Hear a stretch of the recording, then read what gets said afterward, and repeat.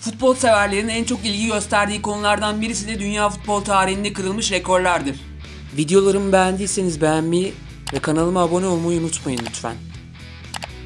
Ben de birçok futbol severin ilgiyle ve merakla takip ettiği bu rekorları araştırdım ve paylaşmak istedim. İşte dünya futbol tarihinde kırılmış bazı rekorlar. Dünya futbol tarihinin ilk milli maçı 1872'de oynanan ve 0-0'lık skorla tamamlanan İngiltere-İskoçya maçıdır.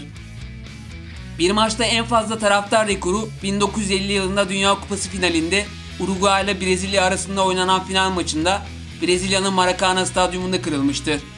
Uruguay'ın Brezilya'yı 2-1 yenerek kupaya uzandığı maçı tam 199.654 taraftar izlemiştir. UEFA Şampiyonlar Ligi'nde bir maçta en fazla gol atan oyuncu rekoru, rekorlarda adını sık sık gördüğümüz ve bazı otoriteler tarafından dünyanın en iyi futbolcusu olarak gösterilen Lionel Messi'den gelmiştir. Arjantinli yıldız Barcelona formasıyla 7 Mart 2012'de Bayer Leverkusen'le oynanan maçta 5 gole imza atmıştır.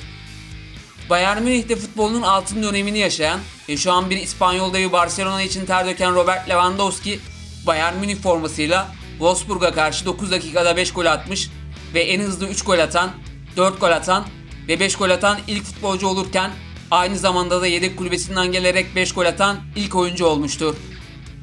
Mısırlı kaleci El Hadari 2018 Dünya Kupası'nda 45 yaşında forma giyerek Dünya Kupası tarihinde forma giyen en yaşlı futbolcu olmuştur. Milli maçlarda en fazla skor rekoru 2002 FIFA Dünya Kupası'nın Okyanusya Futbol Konfederasyonu bölgesi elemelerinin birinci turunda Avustralya ve Amerikan Samoası milli futbol takımları arasında 11 Nisan 2001'de Avustralya'nın 31-0'lık galibiyetiyle kırılmıştır. Bu maçta Avustralyalı futbolcu Archie Thompson tam 13 gole imza atmıştır. En çok gol atan futbolcu rekoru 2022 yılında hayatını kaybeden futbolun siyah incisi tarafından kırılmıştır.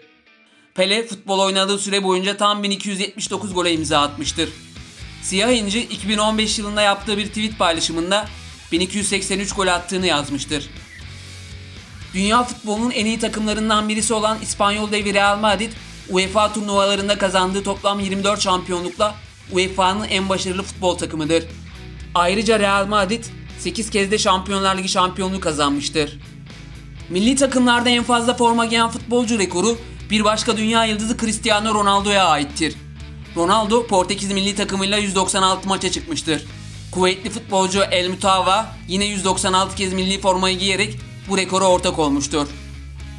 Dünya kupaları tarihinde en fazla gol atan futbolcu, turnuvalarda toplamda attığı 16 golle Alman futbolcu Miroslav Klose olmuştur. Dünya Kupası turnuvalarında en çok forma giyme rekoru yine rekorların adamı Lionel Messi'ye aittir. Katar'da düzenlenen FIFA 2022 Dünya Kupası'nda kupayı kaldırarak ilk Dünya Kupası'nı kazanan Messi, ayrıca Dünya Kupası turnuvalarında toplamda 26 kez forma giyerek yeni bir rekora daha imza atmıştır. 1958, 1962, 1970, 1994 ve 2002 yıllarında toplamda 5 kez Dünya Kupası'nı kazanan Brezilya, Dünya Kupası'nı en çok kazanan ülke olarak tarihe geçmiştir.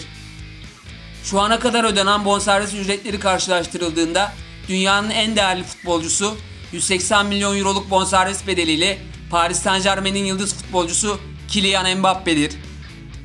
Peter Schmeichel, dünya tarihinin efsane kalecilerinden biridir. Adı Premier Lig devi Manchester United'la özdeşleşen efsane kaleci, Pele'nin hazırlamış olduğu yaşayan en iyi 100 futbolcu listesinde yer almaktadır.